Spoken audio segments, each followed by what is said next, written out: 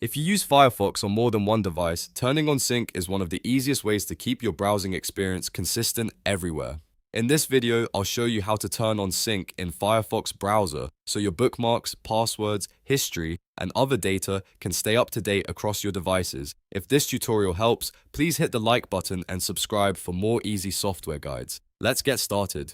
First, open Mozilla Firefox on your computer. Once the browser is open, look to the top right corner of the window. You'll see the three-line menu button, which is also known as the hamburger menu. Click that button to open the main Firefox menu. From the menu, select Settings. This will open the Firefox settings page, where you can manage your browser preferences, privacy options, account settings, and sync features. If you don't see settings right away, make sure you're looking through the full menu panel that appears after clicking the three lines. Now that you're in settings, scroll down until you find the sync section. Depending on your version of Firefox, this may be listed under account or sync related options. Once you locate it, click Sync Now. Firefox will begin syncing your data with your Firefox account, and this helps make sure your information is available on any device where you're signed in. If you're not already signed in, Firefox may ask you to log in to your Mozilla account first before syncing can start. Just follow the on-screen prompts if that happens. After you click Sync Now, give it a moment to finish.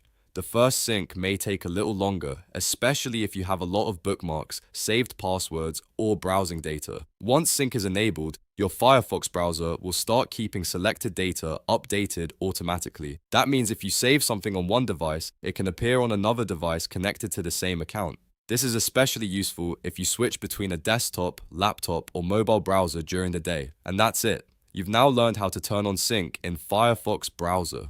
If this video helped, please remember to like this video and subscribe for more quick step-by-step tutorials just like this one. Thanks for watching, and I'll see you in the next video.